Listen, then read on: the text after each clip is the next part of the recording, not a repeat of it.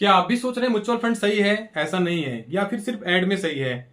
गलतियां mutual funds में नहीं होती हैं, बल्कि हमारे अप्रोच, इन्वेस्टमेंट अप्रोच में होती है।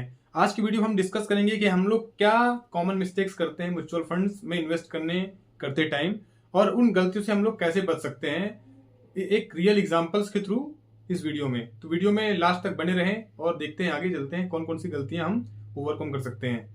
और इसलिए जानना जरूरी होता है गलतियों के बारे में। अगर हम गलतियां करेंगे इन्वेस्टमेंट के टाइम पे, तो रिटर्न्स आने में भी गलतियां होंगी, जो इस वीडियो में हम लोग डिस्कस करेंगे।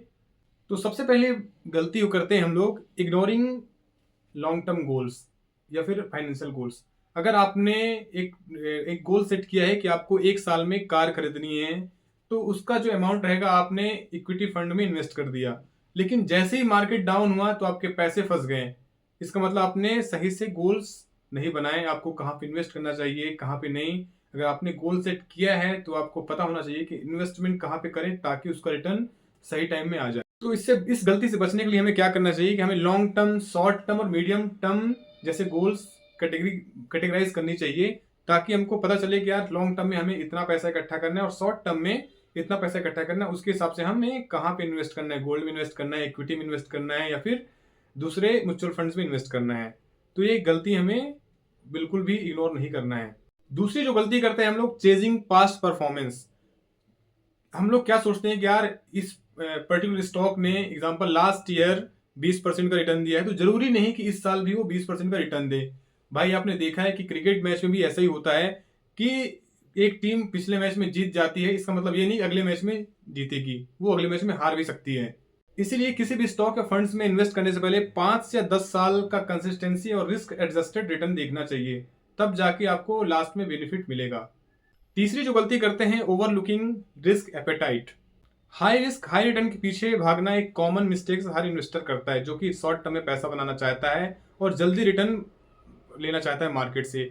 ये अगर आप शॉर्ट टर्म के इन्वेस्टर हो या फिर लॉन्ग टर्म के इन्वेस्टर हो, अगर आप हाई रिटर्न हाई रिस्क के आगे पीछोगे तो हमेशा इक्विटी फंड्स आपको परेशान करके रख देगा। तो सबसे पहले अपने रिस्क टॉलरेंस को समझिए। अगर एग्रेसिव हो तो इक्विटी फंड्स में इन्वेस्ट कीजिए, और कंजर्वेटिव हो तो बैलेंस फंड में इन्वेस्ट करिए।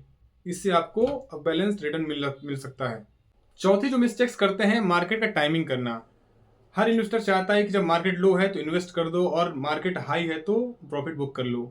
अगर आप ये सोच रहे हैं तो बिल्कुल सोचना बंद कर दीजिए, क्योंकि मार्केट को टाइमिंग करना बहुत ही मुश्किल होता है। बेहतर है कि आप एसआईपी के कॉन्सेप्ट को समझिए और हर महीने थोड़ा थोड़ा इन्वेस्ट कीजिए, जिससे आपका रिस्क एडजस्टेड होते रहेगा और आपका जो पोर्टफोलियो है ऑन एवरेज होता रहेगा लॉन्ग टर्म में, और आपको अच्छा बेनिफिट मिल सकता है आने वाले टाइम। अगली मिस्टेक जो हम लोग करते हैं, लैक ऑफ डाइवर्सिफिकेशन।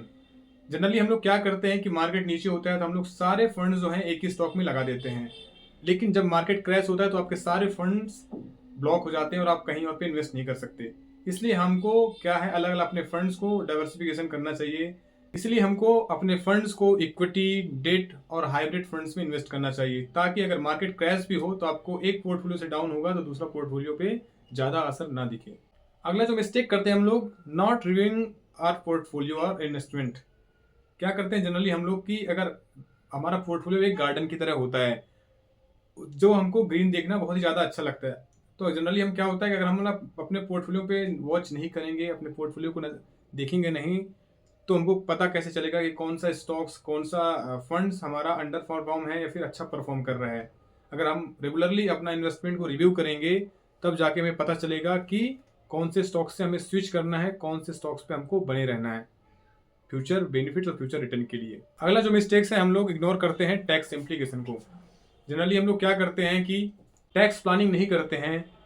आपको बता दूं कि अगर ईएलएसएस में, आप ईएलएसएस फंड में इन्वेस्ट करते हैं तो आप एचटीसी के थ्रू 1.5 लाख रुपए तक का आप टैक्स सेव कर सकते हैं, जो कि डायरेक्ट और इनडायरेक्ट दोनों में आपको बेनिफिट मिलेगा, जो कि लॉन्ग टर्म कैपिटल गेन्स में लगने वाले टैक्स से बचाता है।